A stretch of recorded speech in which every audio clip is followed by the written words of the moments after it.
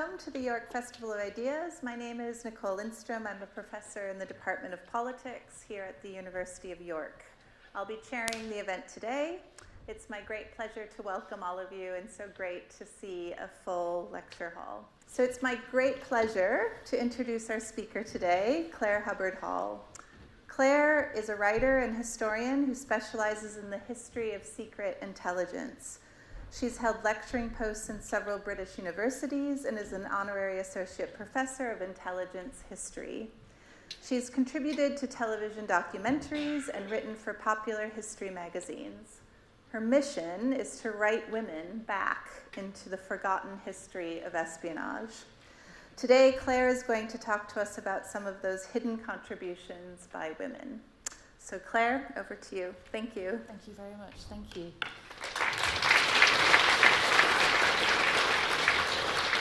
Right, hello York. Following that atmospheric short video, I feel like we should have the James Bond theme tune music playing now behind me. So it's a pleasure to be here. I want to begin my talk by asking you to think about transporting yourself back in time to London, October 1940.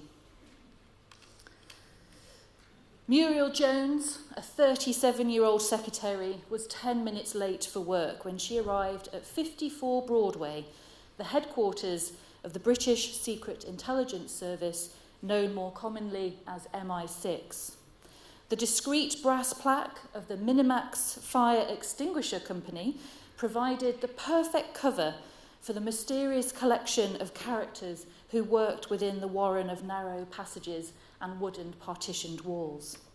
Now, Muriel's journey from Ealing had taken longer than expected, but after a very short walk from St James's Park tube station, she arrived in the lobby of number 54, looking slightly flustered and distinctly dishevelled.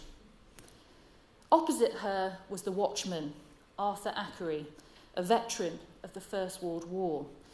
The retired army sergeant stood looking at the unsightly bomb crater directly outside the sandbagged entrance. An unwelcome nocturnal gift from Hitler's Luftwaffe, the unexploded bomb had recently been removed, but the narrow street was still blocked, hampering the efforts of those who worked in the area to reach their offices.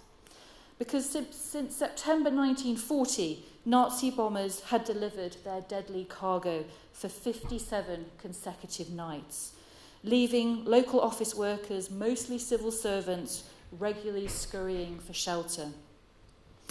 Colonel Stewart Menzies, the chief of MI6, had contemplated a move to the countryside, but Winston Churchill had ordered government servants to remain at their posts. Muriel was just one of the many Londoners who experienced an extraordinary existence at the daily mercy of the air raid sirens for over 8 months. Now, the secret head office of MI6 was not immune to falling bombs. The shattered windows of the anonymous building were boarded up with plywood and plasterboard. As a result, the lobby had been lit by electric light at all hours. And Arthur's sturdy frame cast a long shadow over the floor. He was one of a number of loyal front house MI6 watchmen who stood guard over the premises and prevented passerbys from taking shelter during air raids and weather, and from exploring beyond the lobby.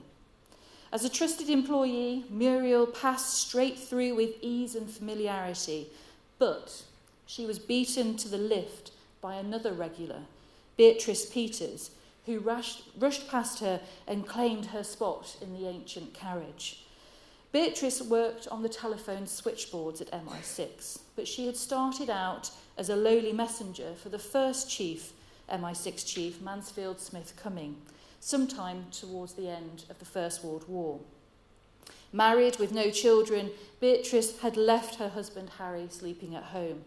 A war reserve constable in the Metropolitan Police, he stoically worked night shifts, helping to maintain some semblance of law and order during the Blitz. Beatrice and Muriel rode the lift in comfortable silence, with Beatrice exiting first. Muriel checked the time on her watch. Walking at a fast pace, she began to remove her coat as she hurried down the corridor of the 4th floor. As she got nearer to the office, the crackling staccato of a typewriter in action could be heard. Muriel slid into her chair and fumbled around with the papers on her desk.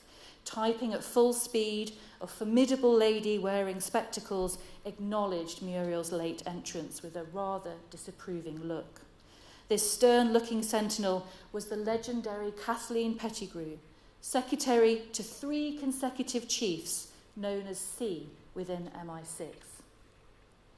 5 years older than her assistant, Kathleen's auburn hair was starting to show signs of middle age, despite her attempts to convince others that she was younger. Her overall appearance gave an immediate impression of being exceptionally well-bred, but few knew about her humble beginnings. In fact, Kathleen was no different from Muriel or Beatrice. All 3 women were born in London and came from working class and lower middle class families. They belonged to a group of professional women who, through hard work and merit, had advanced in MI6 and achieved economic independence. From cleaner to codebreaker, women in intelligence came from all walks of life, not just those who had attended finishing school, knew a language or 2, and had the right social connections. Kathleen had worked with Muriel for several years in the antechamber to C's office. And several you recognise this scene.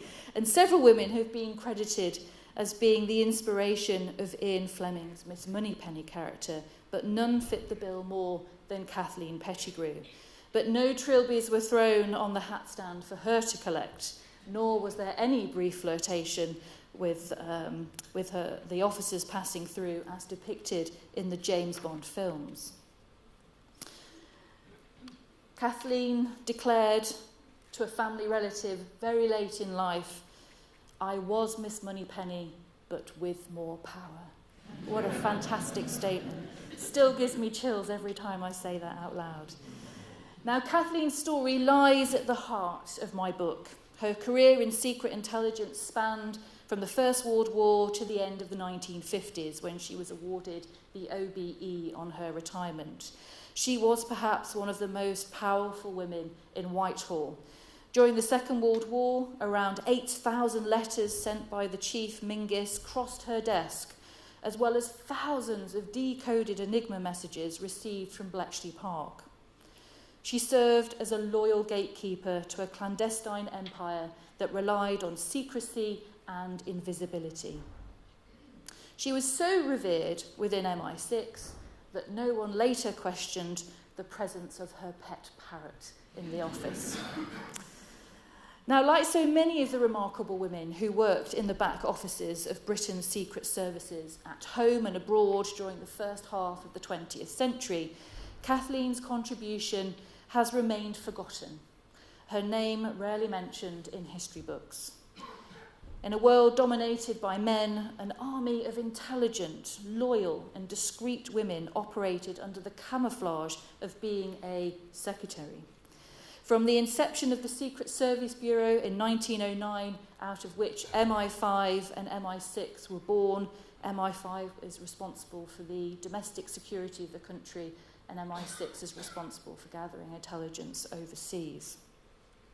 Women have worked at the very heart of Britain's secret services. They really were the cornerstone of intelligence work, fulfilling a range of roles such as handling spy tracking paperwork, encoding and decoding orders, translating decrypted enemy messages, writing propaganda, running agents, training them and clothing those sent behind enemy lines, as well as managing an emporium of secret paperwork, secret intelligence, all that was contained within the registries. Their duties varied over time and were transformed during both world wars. When a manpower shortage saw women working at officer level, a promotion usually only open to men. Now, despite their skill and talent for intelligence work, it probably doesn't surprise you to to know that women faced an uphill battle in the long fight for gender equality.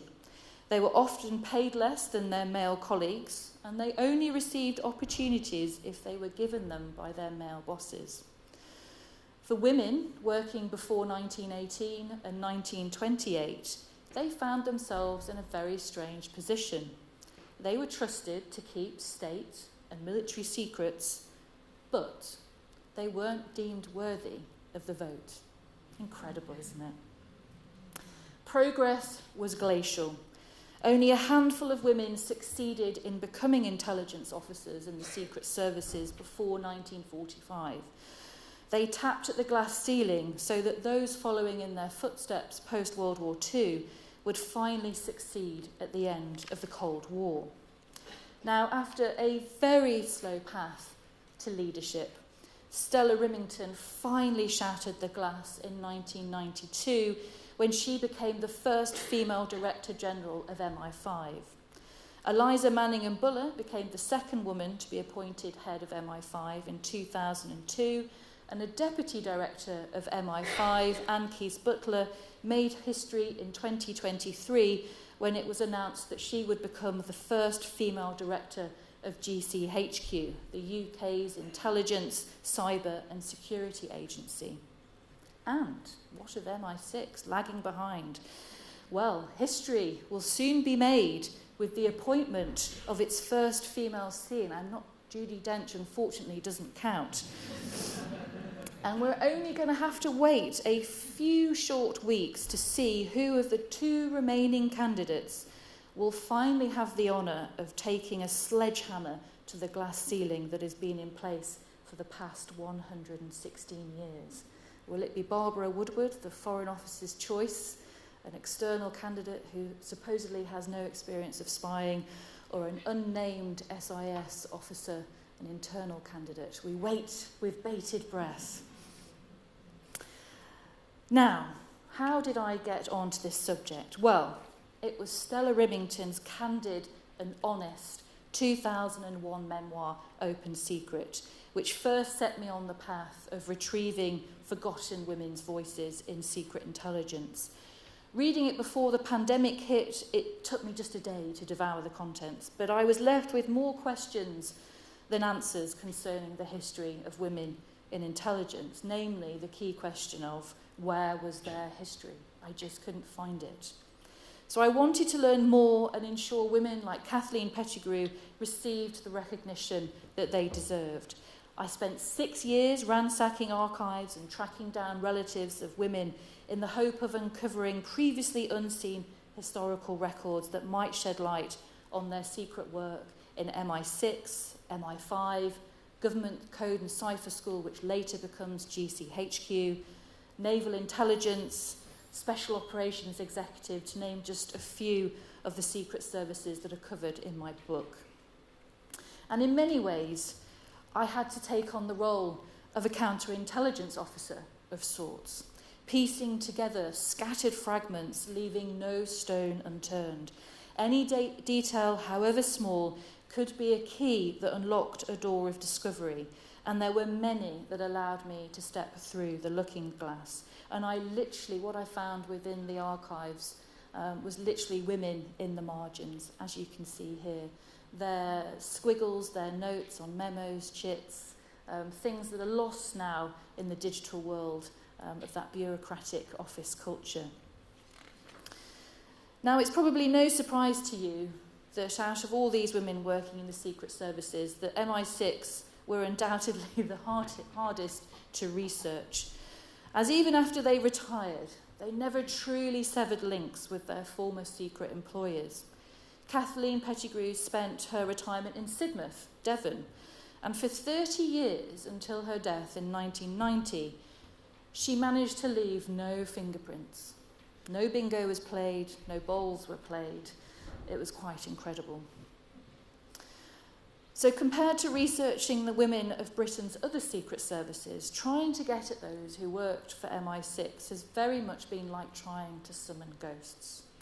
Part of the challenge is that, unlike any of the other intelligence organisations, MI6 has never released any of its records, and sadly that doesn't look like it will change anytime soon. Most MI6 women, like Kathleen, spent a lifetime shying away from having their photograph taken. They burnt private papers shortly before their death, taking many of their secrets to the grave. However, luckily for me, not everything was destroyed and lost to history, and I was able to write her secret service. Now, in the book, I tell the stories of many women that are woven together, and here are just some of them to give you an idea, such as, for example, Dorothy Westmacott, who is here, with a rather large Edwardian flower hat. She was the first woman to be employed by MI5 on the 16th of January 1911. The reason she sat in the chair is because she was incredibly tall. She was over 6 foot tall, so that's why she sat in the chair.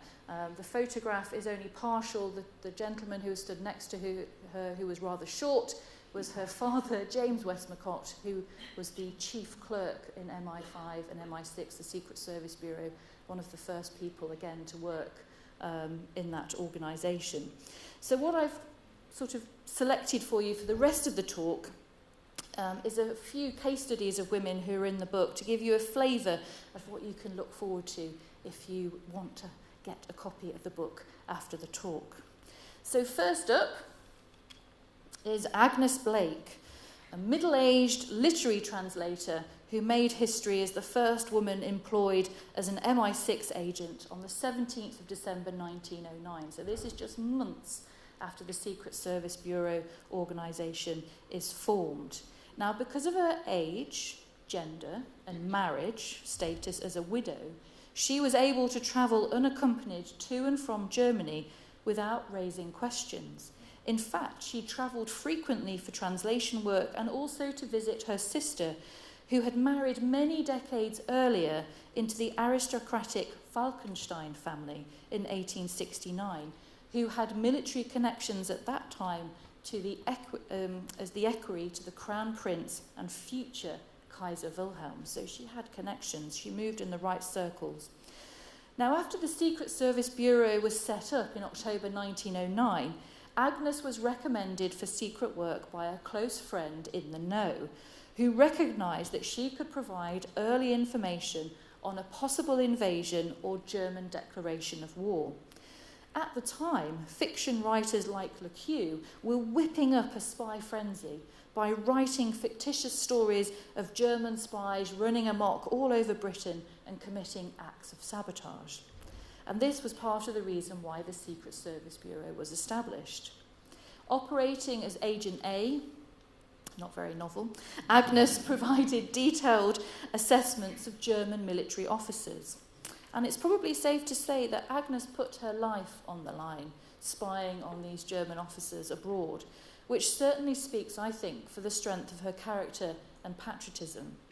And her identity only came to light when I reviewed overlooked, this is not very sexy at all, accounting files of the Secret Service Bureau in the National Archives. If you want to learn anything about a secret organisation, here's a top tip. Go to the accounts. It really does tell a very good story. And there within these accounting files lay a bunch of correspondence and a letter from Agnes, Agent A, complaining at the reduction of pay to her friend in the know, which somehow came to the notice of the MI6 paymaster within the Foreign Office, who took serious issue with the breach of trust. And Agnes was dismissed with a measly £10, which she strongly complained did not cover her travel expenses. The matter lingered for months because Agnes would not give up. She was finally dismissed on the 9th of November 1910, but had succeeded in getting all of her out-of-pocket expenses reimbursed. So bravo, Agnes. Now, the next woman is one of my favourites, is Winnie Spink. Some of these women have fantastically spy-like names. Winnie Spink. She was the first MI6 woman sent to Russia in 1916, where she served in the British intelligence mission in Petrograd. Now, Winnie really was a woman born before the world was ready for her. The gifted former suffragette was fluent in many languages, French, German, Russian, and had studied French at the Sorbonne.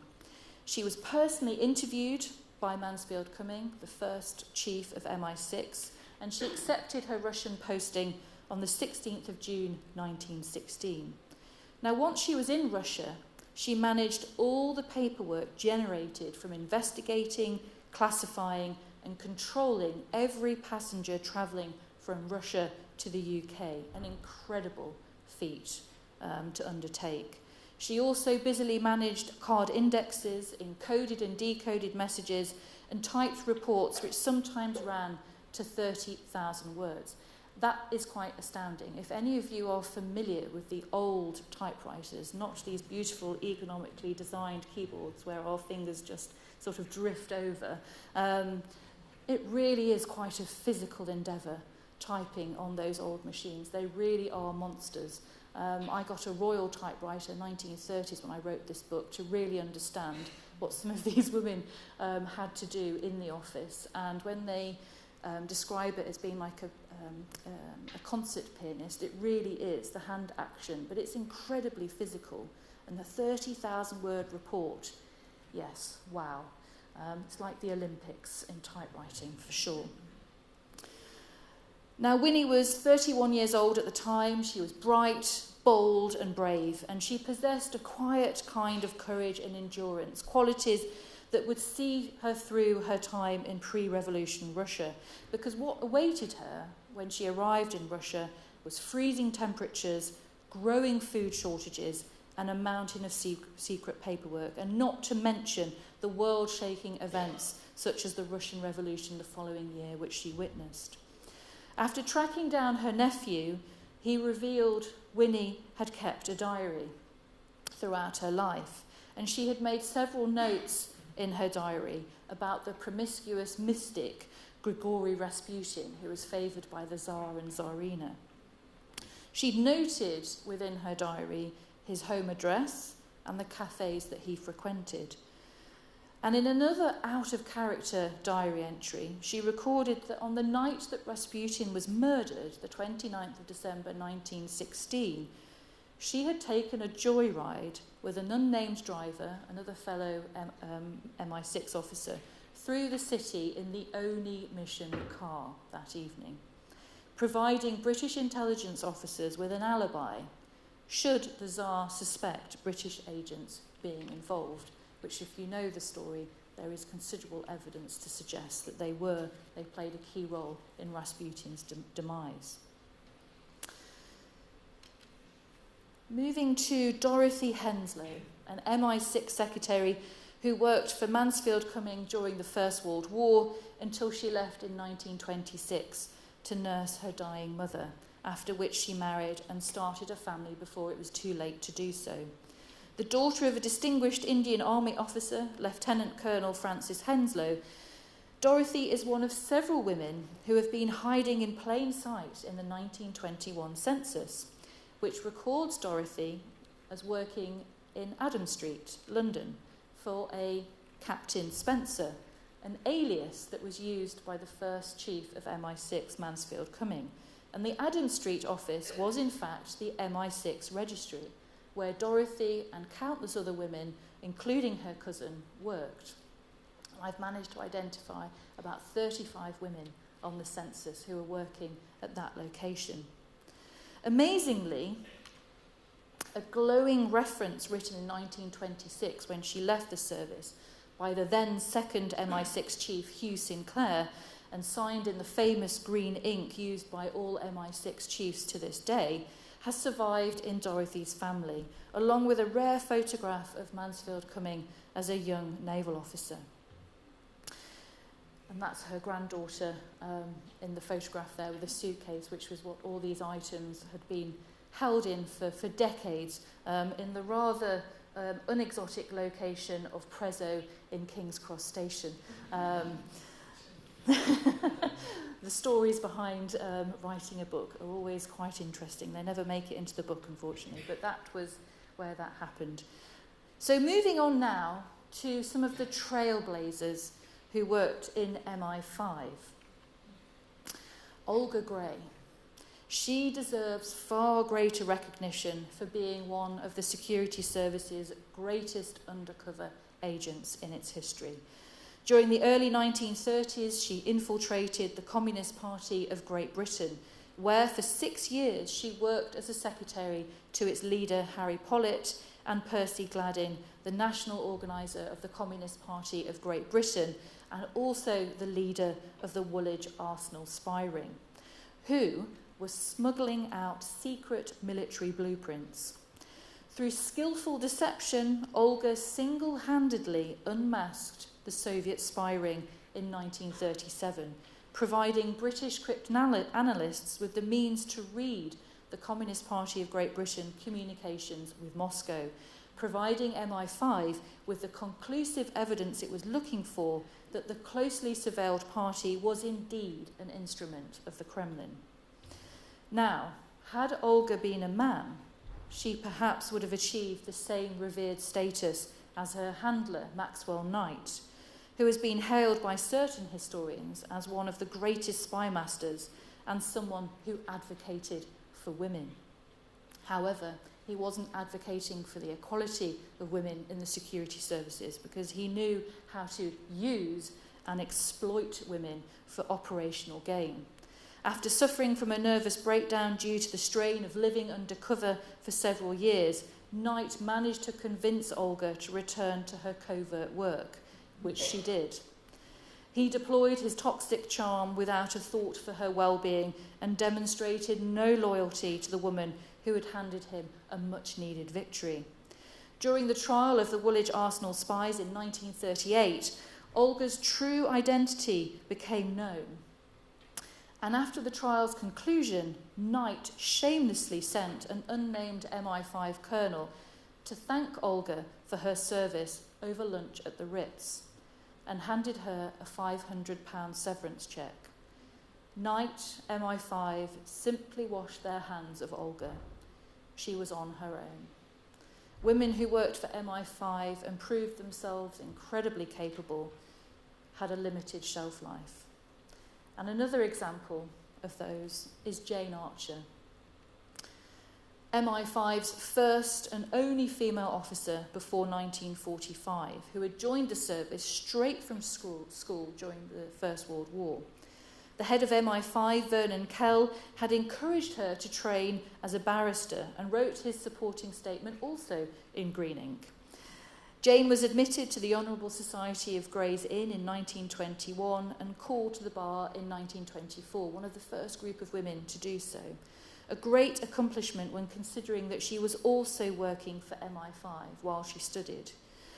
She later became a skilled Soviet specialist during the 20s and 30s and was known for her forensic mind. But she didn't suffer fools. She was loud and brash. Her work was everything, leaving her appearance as a secondary concern. She tied her hair back in a simple low bun and avoided makeup. She chain-smoked, which left her with a smoker's raspy voice. She didn't like wearing trousers, and she favoured tweed suits and a tie, as you can see here in this photograph. Now, Jane is credited with carrying out the first professional debriefing of a Soviet defector, and later suspecting the infamous Soviet penetration agent and MI6 officer, Kim Philby. However, her time in MI5 came to an abrupt end in November 1940, when Jane attended a top-level meeting with the acting head of MI5, Jasper Harker, because Vernon Kell had been given his marching orders after 30 years of service. Now, in Jane's eyes, Harker was nothing compared to the first head of MI5, Vernon Kell. She confronted Harker during this meeting and told him that he was not up to the job of leading MI5. As one can imagine, this was not particularly well received. There was a heated exchange, and MI5's only female officer found herself sacked for insubordination. Had she been a man, Jane would no doubt have been given a swift telling off and permitted to remain in post, because after all, several of her male colleagues had had major blow-ups in the past, but were never sacked. Even after Jane apologised days later, Harker still refused to change his mind. So MI5 had a talent drain. They lost its star officer, and she went off to work for MI6 for the rest of her career. As a director, you'll be interested to know Harker, literally a month later, was relieved of his duties because he was found not to being up to the job, so she was actually right. Now, as a direct result of Jane's apparently, and I have to state this because this is what the lawyers said when they read through my book, Jane's apparently unfair dismissal, no further female officers were appointed for the remainder of the Second World War, sending a very clear message that women were not wanted in positions of power in MI5 because women were too much trouble. Now, Mary Shearer received this message loud and clear. As MI5's first female agent handler, she did the same job as her male colleagues, but without the officer rank and for less pay. As one half of the only all-female agent handler team in the wartime double-cross deception operation, Mary broke new ground. She was responsible for Lily Seguier, codenamed Treasure, who was anything but a treasure to deal with. Their partnership was fraught with problems, many of which centred on Lily's beloved white terrier, Babs. Mary pleaded with MI5 superiors to find a solution to bringing the dog to London to be with Lily, but she was ignored. As a result, Lily proved difficult to deal with and came close to blowing the entire D-Day deception operation once she learnt of Babs' unfortunate demise literally in the weeks in the run-up to D-Day. The 23-year-old agent handler, Mary Shearer, was a no-nonsense type of character like her peer, Jane Archer. Mary was a person of action, ready to take on anything and anyone. But like Jane, she didn't conform to feminine ways of dressing and behaving. She would wear military-style jackets with gold buttons, distinctive fur coats, and bright red lipstick. Within a relatively short period of time, she had risen from being a secretary to Jane Archer's husband, to a case officer, but she wanted more within her career within MI5. Unfortunately, that career was tied to that of her agent, and when Lily was dismissed several weeks after D-Day, Mary realised any chance of progressing was over. She read the writing on the wall and left, making a new life in Rome in 1945, seen here in the photographs, with her beloved Doug the pug. Now, Jane and Mary were both daughters of Indian Army officers like Dorothy Henslow. They were all failed pioneers. Women in MI5 would ultimately have to bide their time while men decided when enduring change would happen. And unfortunately, they were in for a long wait. Now, last but not least, I want to return to MI6 and one of its first female officers, Rita Windsor, who is an example of women making waves in the secret world. Perhaps things were different in MI6 for women, but without access to official records, it's difficult to make any kind of meaningful conclusions. What I can tell you about is how capable and talented Rita was, pictured here with her dear friend and fellow MI6 colleague, Ina Molesworth, during the 1950s. Ina's story is also told in the book. Now, Rita worked for MI6 in neutral Switzerland and Lisbon, Portugal, during the Second World War, where she worked as an unorthodox quartermaster, getting things done behind the scenes.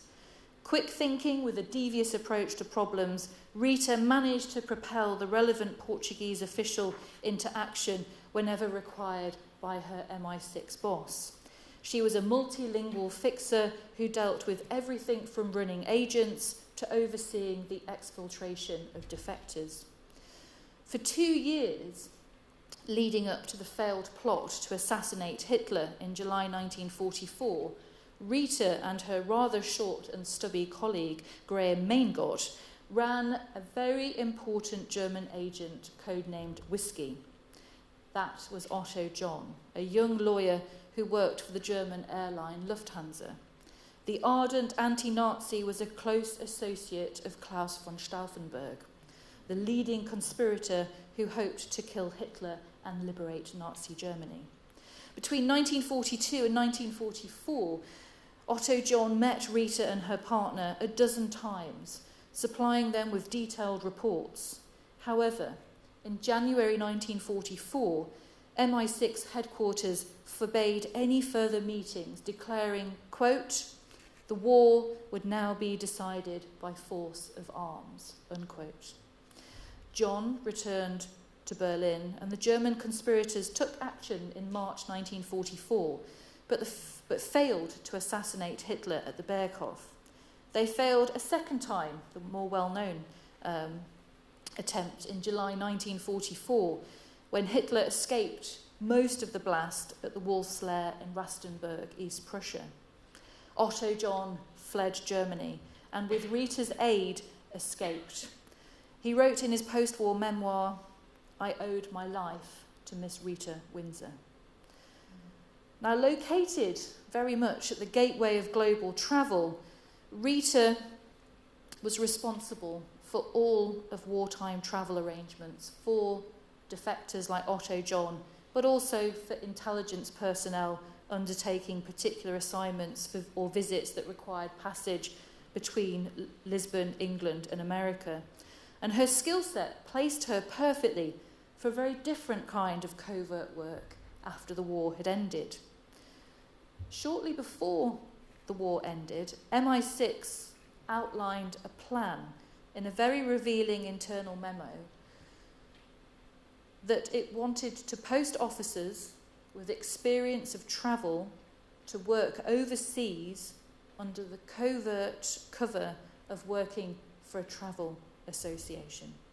So they wanted to ditch the long-held cover of passport control officers attached to embassies, because the enemies and those within neutral countries, as soon as the people identified themselves as, yes, I'm a passport control officer, that was basically saying, I'm an MI6 officer as well.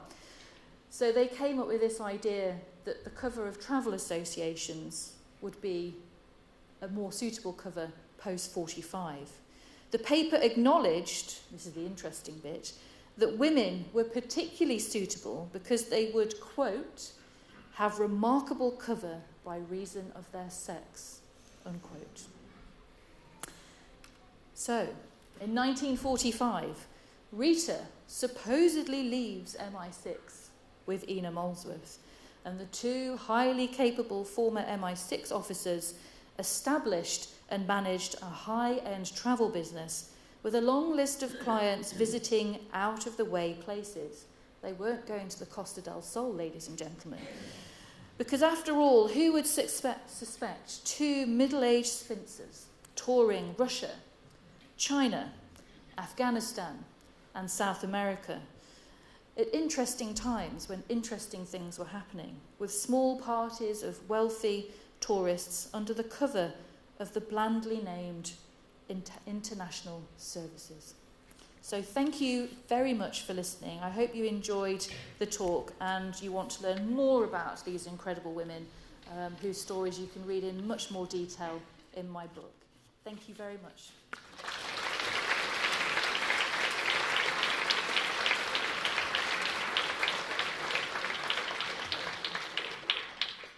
Thanks very much, Claire. So we'll take 2 rounds of questions. So any hands? Okay, so we'll take in the front here. Thank you very much. Just wait, the microphone's on its way. Thank you very much for your talk, which was very enlightening. One aspect which was not really touched upon is how the people are recruited in the first place, and how the ladies were identified as being suitable for that sort of work. This is obviously an important aspect, and be interested to hear what you had to say about that. The other one is a separate story, or a separate query. Women seem on the whole, from other things I've heard, to have a greater ability with languages than men do. So again, I would appreciate any comments on that aspect if you can as well. Well, it's just Shall I take them one at a time? I think we'll take 3. Oh, okay. Yeah. I'll try and remember these. well, I followed you mentioned Tashkent and Bukhara just now. I've been to both those places. I followed in their footsteps, going all round Russia, you know. Yeah, interesting. I found it a very interesting lecture as well. Okay, that. Not really a question. Any last? Okay, yeah, why don't There you? was the lady up there.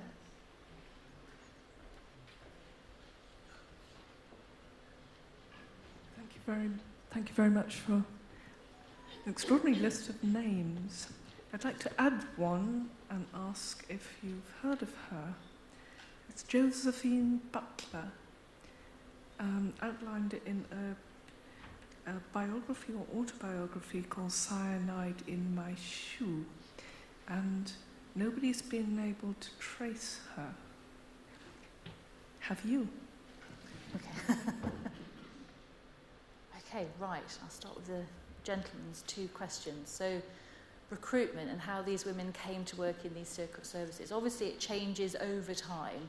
At the very beginning, when the Secret Service Bureau was established, and we're talking a very, very small organisation of no more than 10 people. It's split into the home section and the foreign section. And initially, they're headed by just one man. And then there's a clerk, James Westmacott. And then obviously Dorothy comes in 1911. So we're talking about a very small organisation. In the decades before, professional vetting comes in. So a lot of these women are the daughters, nieces, cousins. So it's that extension of trust. So that if they have an officer or a male figure who can vouch for their trust, their reliability, their ability to keep their mouth shut, then that was how a lot of these women were recruited. Because of that, they come from the middle classes upwards.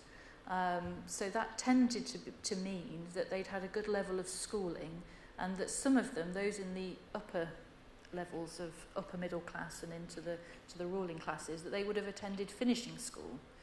So they would have gone to Switzerland, France, etc. So they would have had languages, which is ideal, really. So that was kind of the sort of the initial route. There's always been the infamous tap on the shoulder at the cocktail party, which again is that extension of trust, because you're within a social setting, social crowd, where people within that social circle of people who might be in the know and have identified you as a suitable candidate. As we start going into the First World War, interwar period, Second World War, you then start to get the services who are contracting. They're getting bigger, and then they're contracting during the interwar period. They're starting to be actively looking for women, and they have spotters. So within universities, within particular, what we would call now independent private schools for girls, where headmistresses or certain teachers who may have worked in one of the secret services in the First World War perhaps, and was schooling during the interwar period in the run-up to the Second World War, they would be on the lookout for gals who would be a perfect fit. And there are a number of schools throughout the country which have that recruitment pool of people that constantly over the decades have gone through from that school. I've spoken to one of the archivists at the Girls' School for Bath, and they're doing an alumni project at the moment, and they've been quite astounded. The archivist has asked the question to every one of the former girls whether they had worked in any secret capacity, and she's been quite astounded by the response, with a simple yes, but then she's not got any further in terms of what they did or who they worked for. So there's that. And then, of course, you've got Bletchley Park, Second World War. Again, they've got university spotters in linguistic departments. And that is, I think, in today's world, intelligence in the 21st century, it's a real shortfall. We're in a real massive problem in terms of languages in this country. I mean, most of the language departments have closed down. I mean, I think the Russian, you can only study it maybe at 3 or 4 universities, and their numbers are so small in terms of who they take on. It really is a very, very big problem. Anyway, that's from then to now. And then your second question, can you remind me?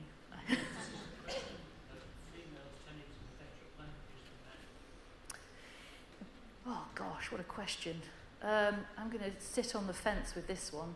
I'm not sure. I've met many men who are fantastic multi-linguists, so I'm not sure whether it's sex, gender specific.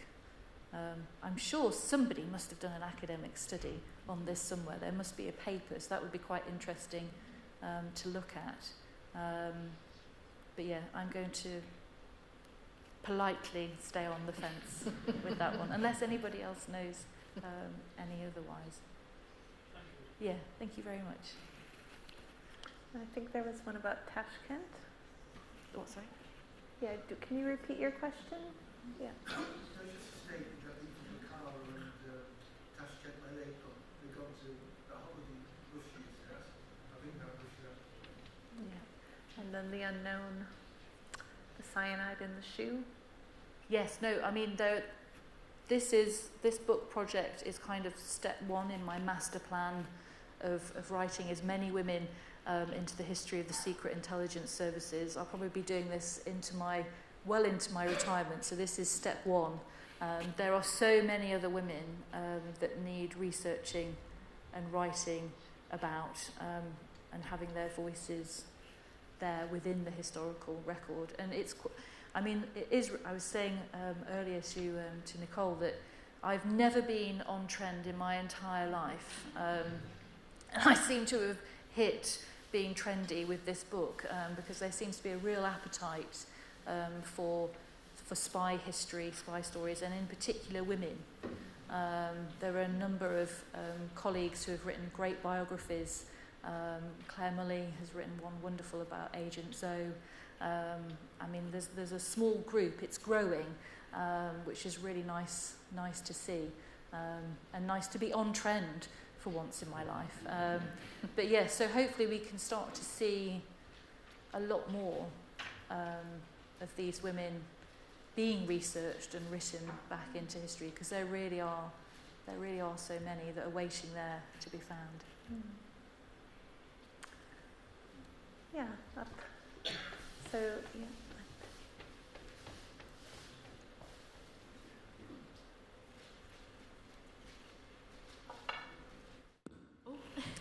Hi, thank you for your talk. I was just wondering if you know anything about what the gender ratio and pay gap is like in the secret services now.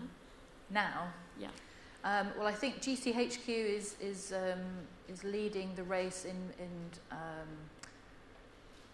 being the best in terms of male-female parity, but there is a report that you can go online and look at that will give you the breakdown in terms of the types of work within GCHQ.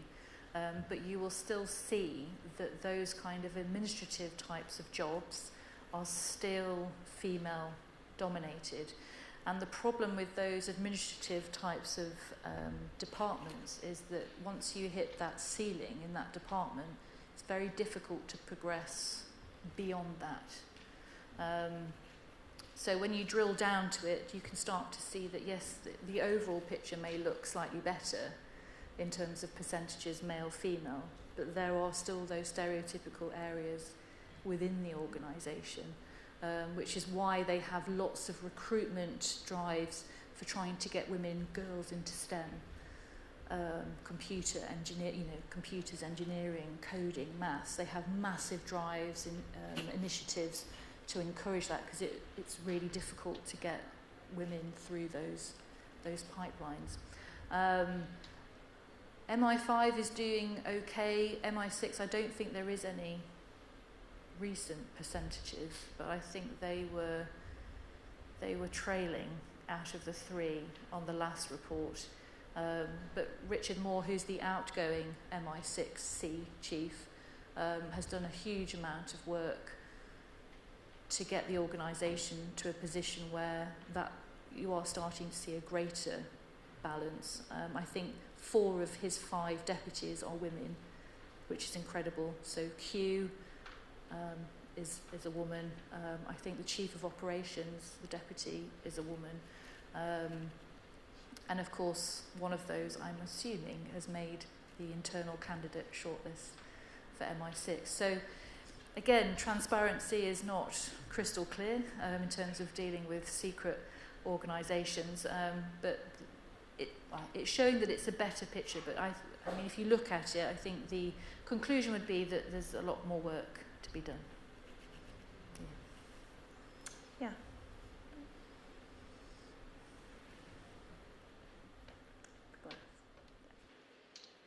Thank you very much for this fascinating talk.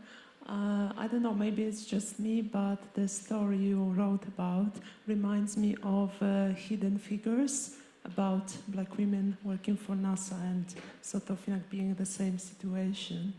And the book was made into a movie.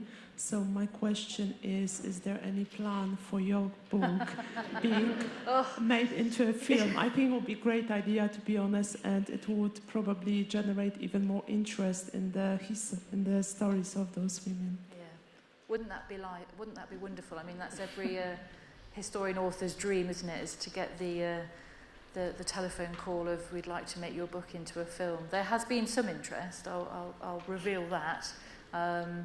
But yeah, so watch this space. But yeah, it would be. I mean, Kathleen Pettigrew's story is quite incredible. To go from living in 3 rooms above the grocery store on St George's Court, just off the Strand, which you can go and see, and then to rise to be one of the most powerful women in Whitehall is an incredible story. Even though we will never know the full details of it, it really is a inspiring story of what women can achieve. But it takes hard work, grit as well, in a world that was very sexist at that time. So the theme of this festival is making waves, and these women certainly were. Yeah. Thank you very much. Thank you. Yeah. Following up the point about trust and networks of trust for recruitment, sounds a notoriously cagey thing. I mean, Philby got a long way on trust, and really the question is, have you come across any female Philbys, or do you expect to? No, I haven't. I haven't come across any female Philbys, but I think there's an interesting point there that you've made, that Philby got very far because of the male officer's poor judgment. The fact that he was even going to be considered to be a future C is incredible, and I think really is testament to his skill. I think sometimes we don't give him enough credit. Yes, you can look at it as a bit spoofy in parts in terms of the story, but his skill as a Soviet penetration agent for that length of time, and the manipulation was quite incredible, really, and manoeuvring, and catastrophic. He was a traitor that led to the life of many deaths of MI6 officers and agents in the field. But there were key women who were onto him. So Jane Archer was definitely, she had, so in the latest round of, I don't know if any of you research intelligence history, but each year in January, the National Archives, they release a certain batch of files. It's rather tantalising, the wait each year. I don't know why they can't just give them all at the same time. But anyway, they drip feed us. And in the latest batch of files, there was reference to a file that Jane Archer had created. Now, historians up until this point have always referred to this file as being a very thin file on Philby. But if you actually look at it, and if you know anything about how registries are organised and the numbering, you can quickly realise that the several pages that are in that file are only part of a very large file from the numbering and the annotations that exist on those pages that have been revealed. So that was actually a quite whopping big file on Philby that Jane Archer had kept, and that was dated from right back from 1930 when you look at the registry numbers. So that in itself shows that she obviously had her suspicions. Now, in the book, when you read it, you'll see that I had, when I wrote the book, I thought I had enough evidence that showed me that, excuse me, that once Jane Archer had left MI5 and went back to MI6, that at the end of the war, because she had lost her many, many years of pension in MI5, she was obviously desperate to get back to MI5 to recuperate that pension. I thought she had returned to MI5. Nigel West had also concluded this. However, just as the book came off the printing press, one of Jane Archer's grandchildren, step-grandchildren, had written another letter to MI5, and Ashley Lipton, who I don't think actually exists because this person has been writing for decades to family members under the name of Ashley Lipton, finally conclusively said that they had no record of Jane Archer returning to MI5 after she left. So that means she was in MI6. And that to me says there's a lot more questions to answer about Philby and the Cambridge Five, that Jane Archer is there working in MI5 alongside women like Millicent Baggott, who I'm sure Jane Archer was in her ear about Philby. So I think there is a lot more to come in terms of that story from those two women's perspective. And that's all I'll say at that moment, but interesting, isn't it? Very interesting. Thank you. Well, I think that's all the time we have. I'd like to thank Claire for a wonderful, thought-provoking talk and for answering all of your great questions. I'm sure many of you will be keen to get a hold of a copy of the book. I really enjoyed reading my copy. They're available to buy with our independent bookstore seller, Fox Lane Books, and Claire will be signing them, so thank you. Thanks for attending our event today. Please check out the remaining events coming up in the festival program, and let's thank Claire.